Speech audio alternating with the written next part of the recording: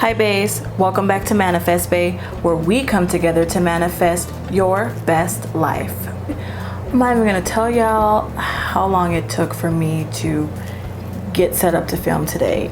My camera was not having it. She's through, okay? Because I already filmed a video earlier and my camera is basically like, what else do you want? I've done all you asked, you're still here trying to film a video. I'm tired, I'm ready to go to sleep. So I know that I have talked about how to manifest, why we manifest, but I haven't really got into how I got started manifesting. And so I think now is a good time as any to talk about my story and kind of how manifesting came about for myself.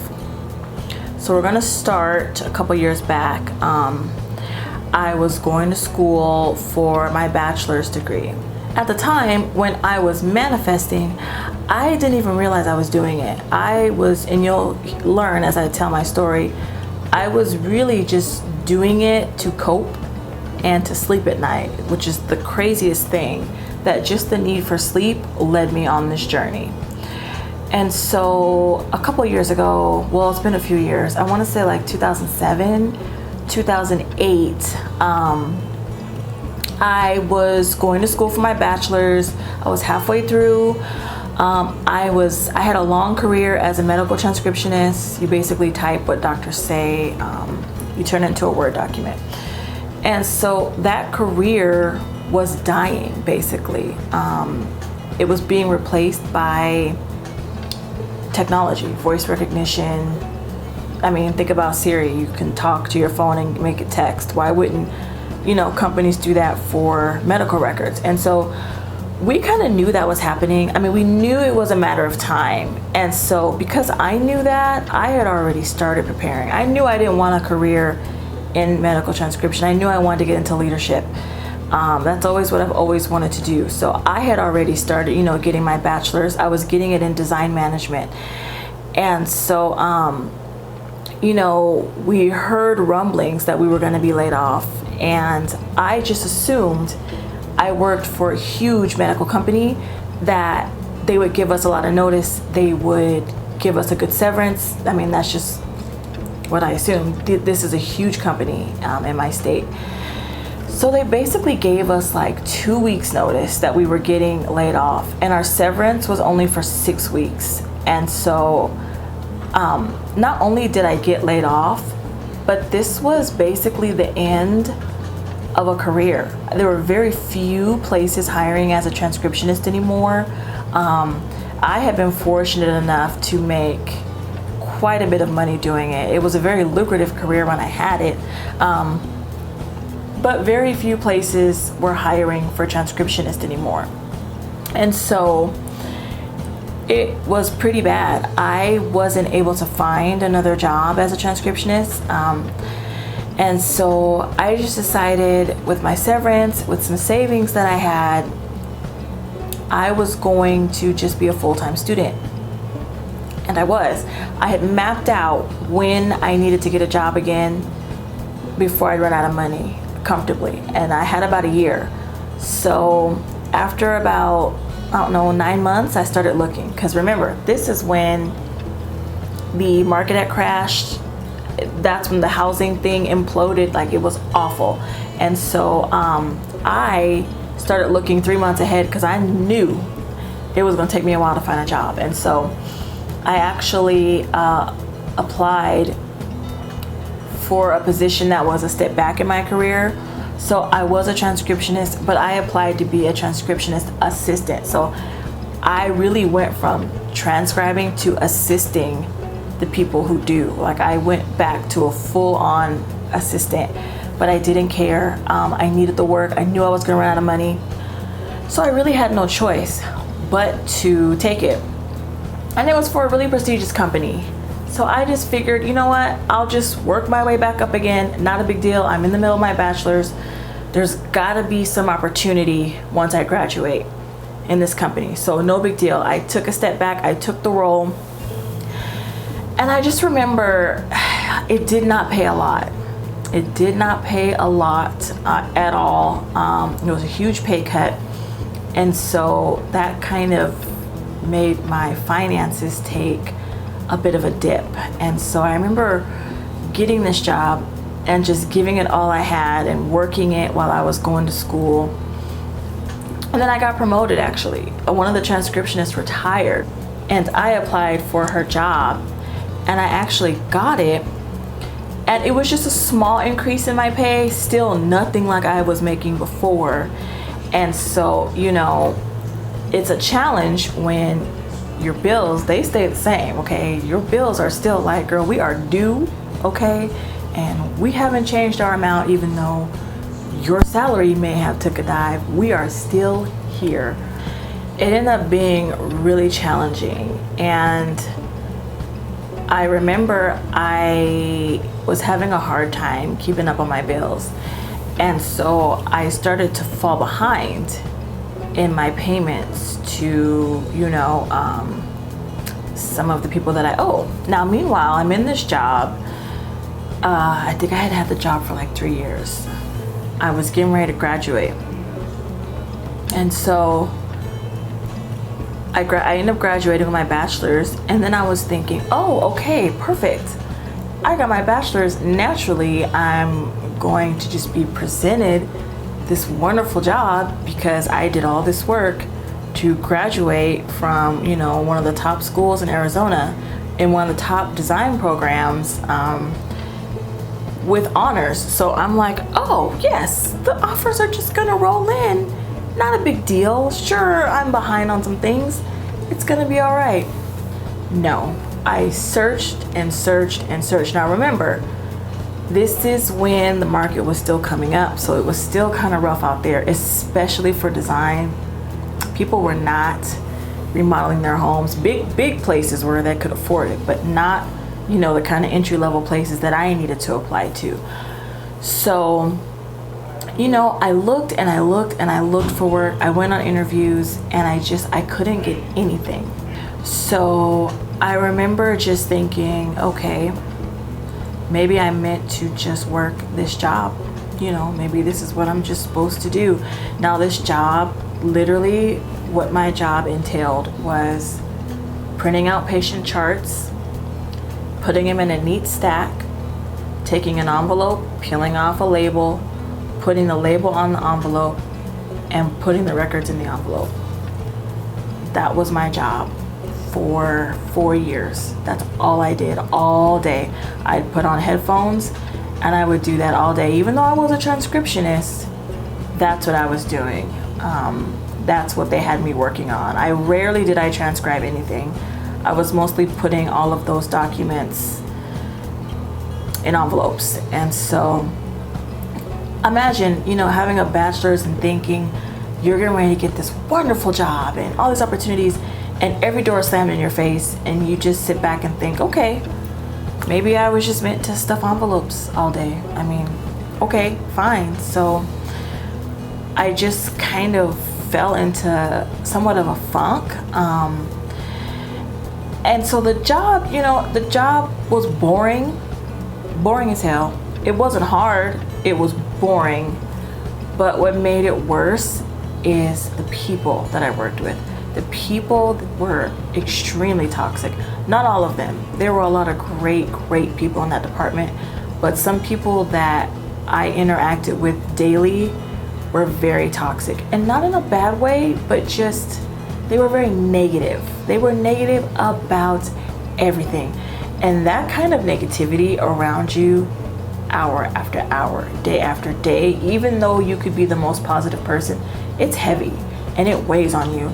And I remember dreading going to work. And up until this point, I had never had a job where I'd wake up and have dread, ever. And I always said, if I ever had a job like that, I would quit. Because life is too short to be miserable and, wake up with just heartache every day going to a job that you hate. So it's been 4 years. I'm still stuffing envelopes. I had applied for a finance position at my job. I got all the way to the end. The last 2 candidates, I went on 4 interviews with 7 different people. And I made it to the very end, and they ended up giving it to someone else. And I remember that just being like the final, like forget it. Like what am I to do now? Like, I've put out applications everywhere. I did all these interviews out of my time to talk to these people. I couldn't get a job in design, which is what my degree is in. I tried to get one in finance, which my degree was kind of related to. Couldn't get that. What am I supposed to do now? And I remember just settling into my job. I remember I redecorated my cubicle, as crazy as this sounds. And I was just like, let me settle in. But I remember every day that I was working, I was so miserable. And I remember thinking to myself, there has got to be something more. Like, there's just gotta be something more that I could be doing with my days and my time than just sitting here doing this all day. So around this time was when my bills really started to catch up with me. So now picture this. I got a degree, couldn't get a job that I liked. My bills are mounting. I'm starting to fall behind. It was just an all-around terrible time. And so eventually my bills got so behind that I ended up getting evicted from my home. And so I remember getting the notice. It was like on a Thursday, and I had to be out by like Tuesday. And I remember just being at work like in a daze, thinking, how? Like, I did everything I was supposed to do. I went to school, I got a degree, I applied everywhere.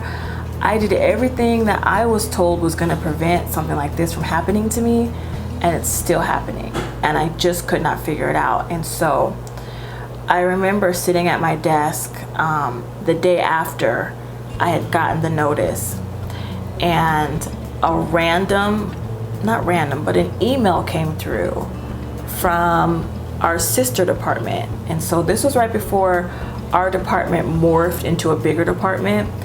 And so the manager from the sister department had sent an email saying, hi guys, we're basically looking for a supervisor. A position has opened up. And they were like, it's work from home. And, we encourage you guys to apply. And so I remember thinking, wow, this job is like a game changer. Like, it's leadership, which is what I wanted. It's work from home, which is important to me. At that time, I really wanted to be home because the environment was so toxic, and it really just meant a step up in my career. Now, before this email came through, I had actually applied for a manager position in my department, but I didn't get it. It was actually 2 positions higher than what I was in. And so I went for it. I didn't get it, but my manager at the time pulled me aside when she told me that I didn't get it. And she said, I didn't know you were interested in leadership. And she showed me these classes to take at my company that helps you get into leadership. Because like I said, this company is really prestigious. It's world renowned. Getting into a leadership position in this company is really hard. So a lot of people will take these online courses that the company offers just to get their foot in the door. So she was like, take these classes, and that's gonna help you get exposure to get a supervisor position. And so I had signed up for the class, but the classes were so busy that there was a wait list. And I think the one that I waitlisted for was like 4 months away. So meanwhile, let me rewind. I'm sitting at my desk, this email comes through, and I'm like, oh, okay, another another opportunity has opened in my department. This supervisor job was actually the next level up. And so I just thought, I gotta apply for this. Like, I gotta go for it. I have to. And so I applied for it. I told my manager that I did, got some advice on her on how to, interview, what to say, because again, this is my first ever leadership position.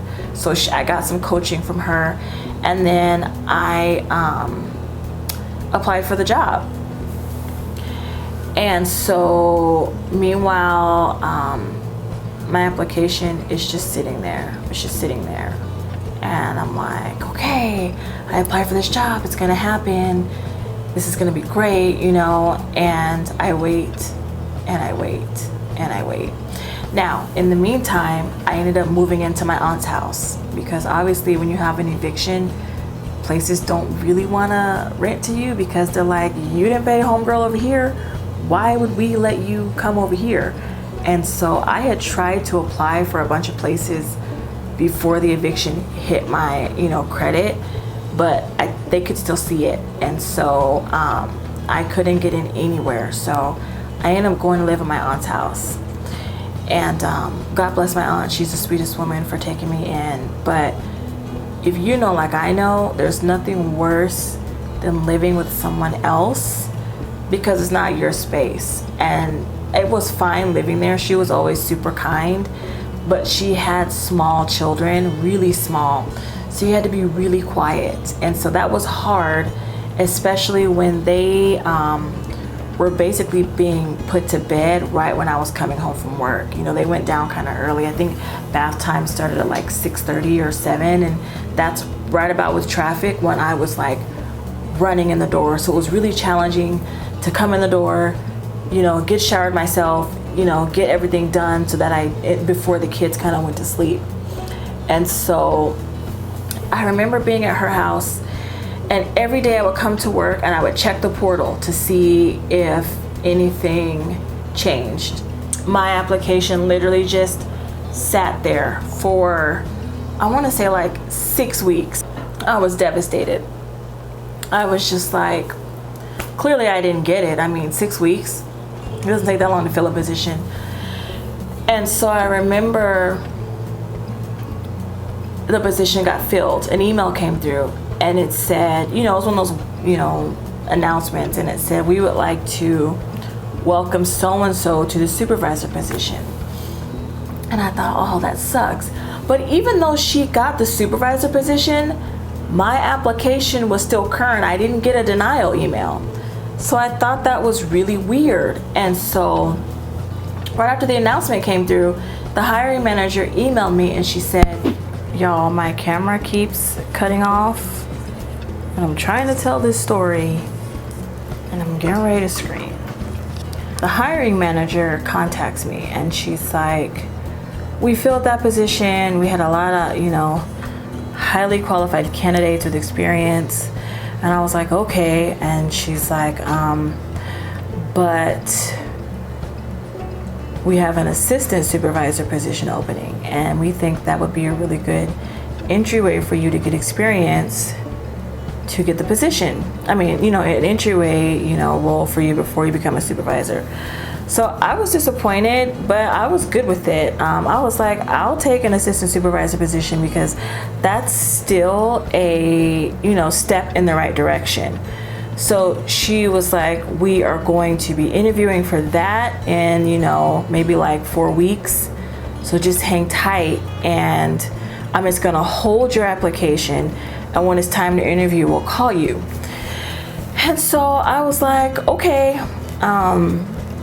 that's fine. And so in the meantime, every night when I got home, I was looking for places to live. And so I realized that with my eviction, I would have to go the private renter route. They're just a little bit more lenient with stuff like that. And so every night I was on Zillow looking for a place to rent. And so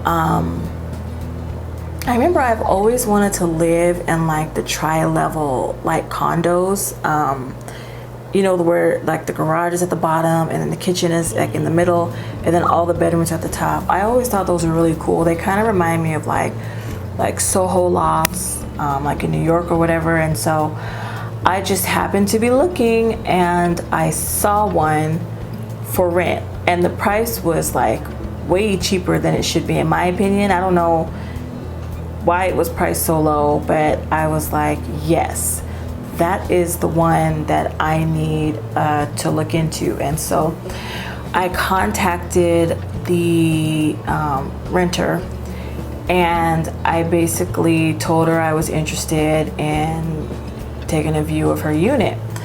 And so she was like, okay, she had like a really like busy job where she traveled out of the country a lot. So she was like, I'm gonna be out of the country, but when I'll have my friend show it to you. And so I was like, cool. And so I remember going to look at the house, and her friend let me in. He was a really cool dude. And I remember like when I first walked in, I got excited, but then I got sad at the same time, because I was like, this place is perfect, it's wonderful, but I was like, they're never gonna rent to me because I literally just got, this eviction on my credit. Like they're gonna laugh at me. But I remember just staying positive, and so the guy was like taking me through all of the rooms, and I just remember each room that he took me to, I pictured like my life in that room. And so like you come in through the garage, and I remember there's like a little foyer, and I remember thinking, ooh, I would put a little end table right here. I would put these pictures going up the walls. And then when we went up the stairs to the living room, kitchen, dining room, I remember thinking, I'll put a table right here, and when I have like parties, I'm gonna have people come right here, and we're gonna sit here, we're gonna put like a bar over here. Like I just had all of these ideas in every room that I went into. And so then I remember just chatting with the guy and trying to just, even though I was like freaking out because I really liked the place, I remember just trying to like be cool and like make an impression with him so that he would tell her, oh, she's a really cool girl, you should rent to her. So I was kind of joking with him and, laughing and stuff like that. And so I remember when it was over and I left, I remember just, again, feeling really excited but really sad, because I was like, this is literally the perfect place for me, and I doubt that like I'm gonna get it, because at this point competition was heavy for renting, like heavy in my area. And so I remember leaving, and then I remember emailing her and telling her that I saw the place and I was interested in it and I would like to move forward. And she was like, okay, cool. She's like, I'll send you an application and a credit check. And I remember being like, okay, that's cool. And so I remember she sent it, and I remember just having dread when I was filling it out. And so meanwhile, I think 3 weeks had passed, still nothing about this supervisor job. And I remember just being like, okay, still waiting, still being patient. And so I think a week later I get an email, and it's from the hiring manager again. And she says, okay, we are ready to interview for the assistant supervisor position. And she's like, here's the interview dates. The interview date was like 2 weeks out. And I was like, okay. And so I remember that night going home and just, thinking about how great that job would be. And so I just remember laying in bed that night with excitement, thinking, okay, I got an interview. It's assistant supervisor position. It doesn't matter. I got an interview. You go over the interview questions in your head or whatever. This is going to work. So that night, I filled out the application and I sent it to the leasing lady. But when I sent her a really long email, and I basically just told her, I want to be upfront with you. I don't have the best credit right now. I got evicted previously because I got laid off, and I had a really hard time catching up on my bills. And I just told her, I've never had this happen before. I've always been a stellar renter. You can ask anybody else that I've rented before. I've always been on time, blah, blah, blah. I just laid it all out. So I sent my application with this long email. And I remember I sent it, and I didn't hear anything. For weeks, I didn't hear anything. And so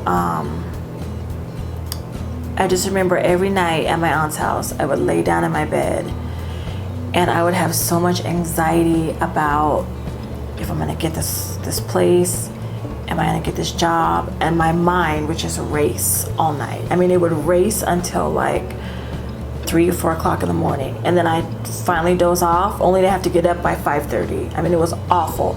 I just couldn't sleep. And so I remember I started laying down and picturing myself living in that townhouse and having that job. And so when I would lay down, I would start I would start by envisioning my first day in my new, at-home job in my new home. And I would picture myself waking up in the morning, making my bed. I picture myself going downstairs and making a cup of coffee. I would picture myself sitting on the patio, listening to the birds, because there was a big tree right by the patio upstairs. Then I would picture myself, getting up, washing my face, lighting a candle, sitting down to work, saying good morning to my team, working. At lunch, I pictured myself going downstairs and making like a green juice and having a snack. And I would just picture these scenarios in my head, and it ended up calming me down enough that I would fall asleep. And I would fall asleep pretty quickly when I did this. And it was, at the time, that's manifesting. But I didn't know that when I was doing it. I was just trying to sleep. I was tired of having insomnia and being anxious, and that was the only way I could calm down.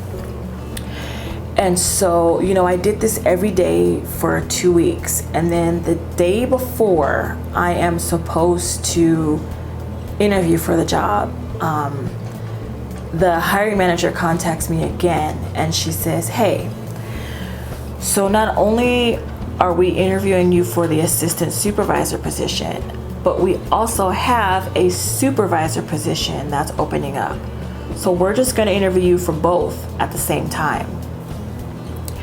And I remember being like, excuse me? I didn't even know what to say. I just remember stammering on the call and being like, okay. But then she says, and not only are you interviewing for both, but she's like, when I interview, I don't like to hear candidates' answers on the spur of the moment. She was like, I like my candidates to have the questions ahead of time so they can think about them and give me real answers.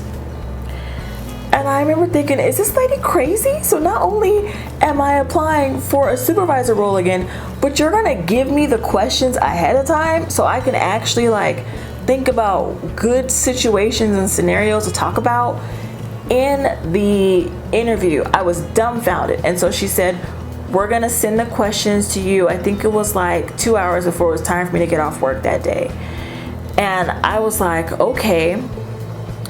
And as soon as those questions came, I got to work and I started thinking about good scenarios to use, ones that would really convey what I've done.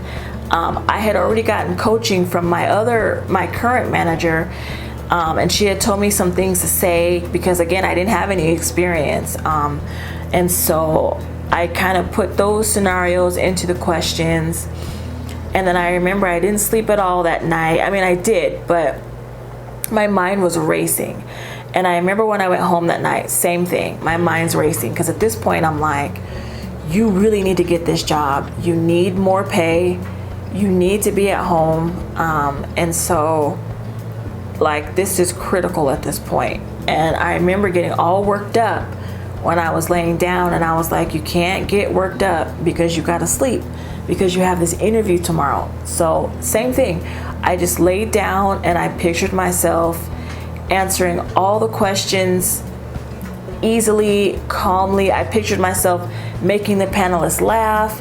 I pictured them just being wowed by my answers. That's all I thought about the night before, is just flying through these questions, just being a boss basically in this interview. And so I fell asleep doing that as per the norm. And so the day of the interview, I go into the interview I thought I was doing okay. I was super nervous because, again, this was like make or break to get this job. So I was super nervous. And I remember just trying to calm myself down. I took the interview on my phone in the car because it was a telework job. So there really wasn't anywhere for me to go in and interview. And so I'm sitting in my car with the car running and the air running, and I'm just trying to get through my questions. And so a part of the interview process, they sent you an Excel sheet, and you had to look at the data on the Excel sheet and figure out a way to staff a fake team according to the data. But when they sent me this with the questions, I was so focused on the questions, I didn't even see that Excel sheet. I didn't even see it. And so when they asked me about it at the very end of the call, I was like, and I just had to quickly think and fake like a scenario. But even then, I don't think I quite hit it because one of the people in the interview panel was like, is there anything else you want to add to that? And I was like, no, that's all. And I remember them being like, okay. And I just remember thinking, you probably bombed this. Like, you were so worked up in the questions that you missed the Excel sheet. And so clearly you don't pay attention to detail because you didn't even look at this to give them a good scenario. So I remember I went home and I was like, again, excited but sad, because I was like, I'm excited that I may have an opportunity, but I'm sad because I kind of bombed it and I don't know if I'm going to get it. And so again, I went home and I was very anxious. And so at this point, the leasing lady still hadn't got back to me. I hadn't heard anything. So I was like, okay, well, she probably was like, screw her, like, I'm not gonna rent to her. And so I just kind of was like, all right, I'm still gonna hope. And so that night I did the same thing. I went home, I laid down, I pictured my entire day in my home, even down to how my office would be decorated, what pictures I would have hanging, what scent the candle would be that I'm burning when I'm working. Like, I got very specific with this. And so the next day, the hiring manager, she Skypes me. I mean, I was probably at work for like an hour, and she Skypes me and she's like, can you step outside for a call? And I'm like, oh, here we go. Because remember, last time my status didn't change and she called me to tell me that I didn't get the job. So I was like, okay. And so I stepped outside and she called me and she was like, you were one of the best interviews that we've ever had. She was like, everyone on the panel was blown away by your answers and we just couldn't believe how wonderful you were. And she was like, I asked the panel if they wanted to give you the assistant soup or the supervisor job. And she was like, and it was like unanimous. Everybody was like, give her the supervisor job, like give it to her like right away. And so she's like, we all are just so impressed. We want to offer you the supervisor position. And I remember being dumbfounded, like when she was saying this to me, because like I said, I thought I bombed that interview. I mean, not bombed, but I thought I did decent. I didn't think I did the greatest, but I thought I did all right. And so when she's saying this to me, I'm just kind of like, okay, like I'm waiting for her to be like, psych, you didn't get the job, girl. But you know, she was like, your start date is this. We're gonna fly you out. You know, you gotta sign up for like a company credit cards. You gotta get your travel stuff situated, and we're gonna fly you out and train you. And she's like telling me all this stuff, and I'm just like stunned. I'm standing outside in like 115 degree heat talking to her, and I'm just like, I'm gonna pass out.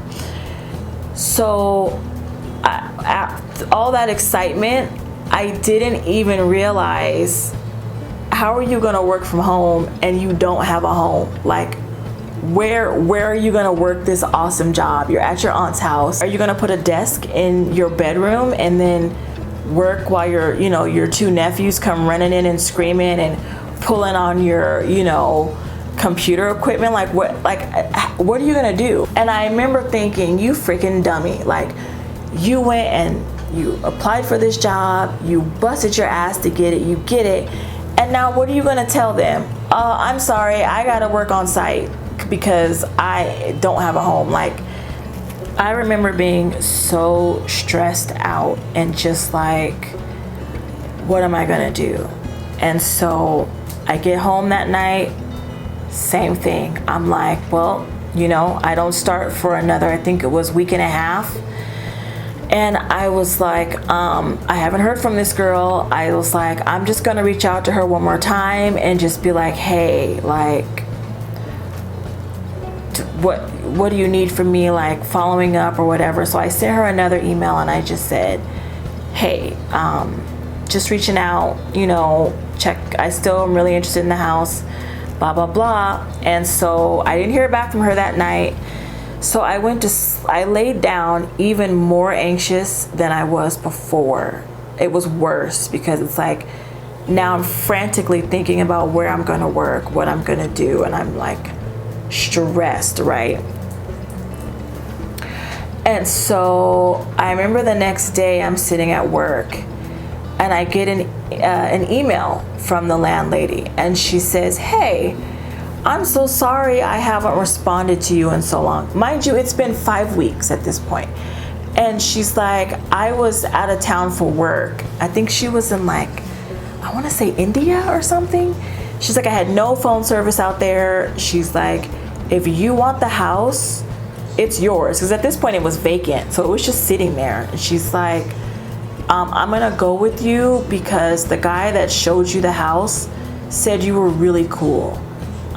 He really liked you. He said you had a good personality and he thought you would be a good fit. And she's like, so even though your credit isn't as strong as the other people, I'm gonna go with you.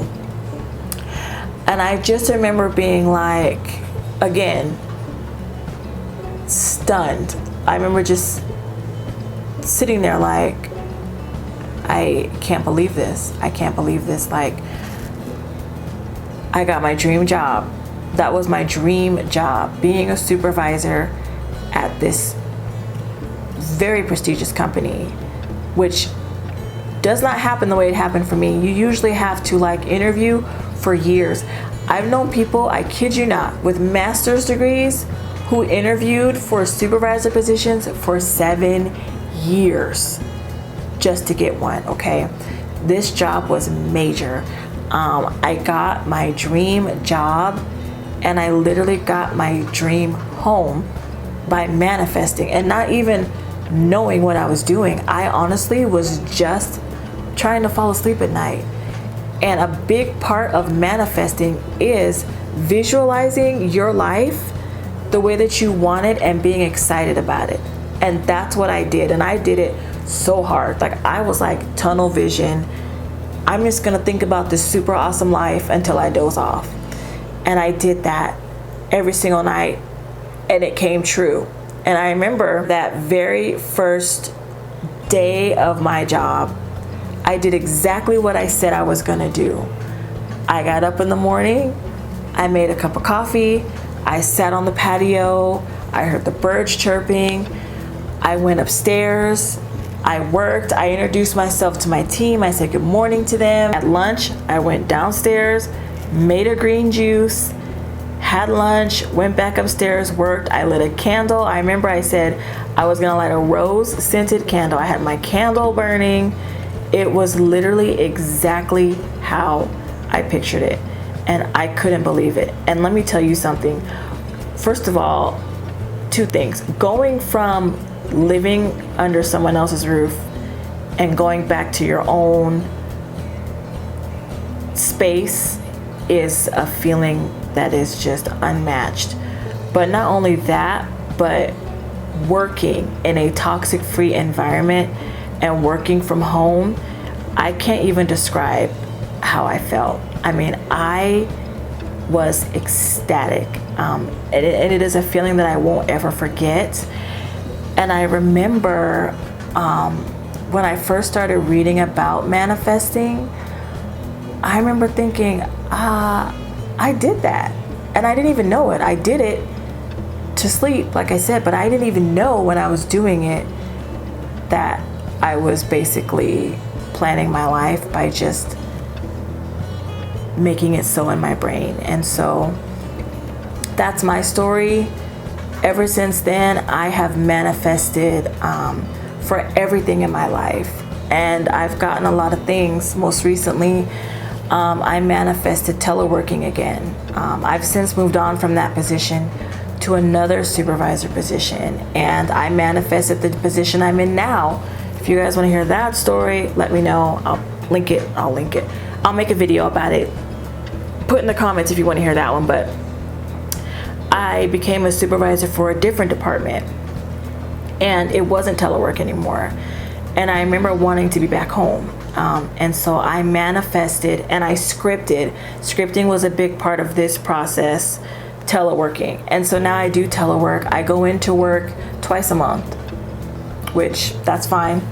It's better than going in every day. And so I also manifested that. And I pretty much just manifest the things that I want in my life. And if you guys just give it a little bit of effort, like I said, even if you just do it when you lay down, I think you're gonna see changes in your life and your situation.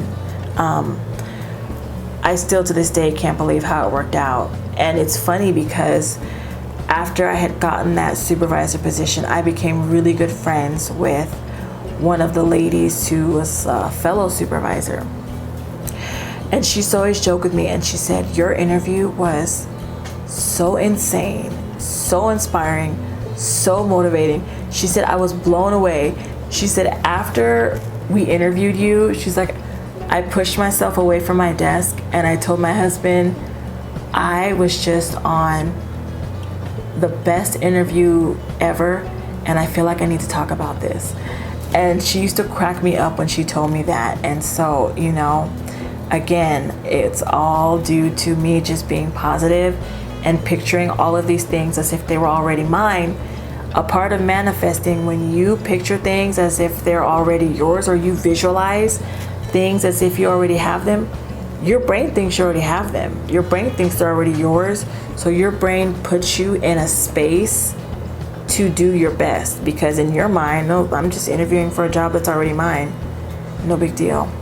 Thank you guys so much for listening to my manifest story. Thank you guys again for all of your support. I continue to be wowed at all the support that I've gotten from you guys since I've started this channel. If you have manifestation stories of your own, or even little things that you've manifested, please comment below. If this story resonated with you in any way, please hit the like button and subscribe. And we'll see you guys next time. Thanks for watching. Bye.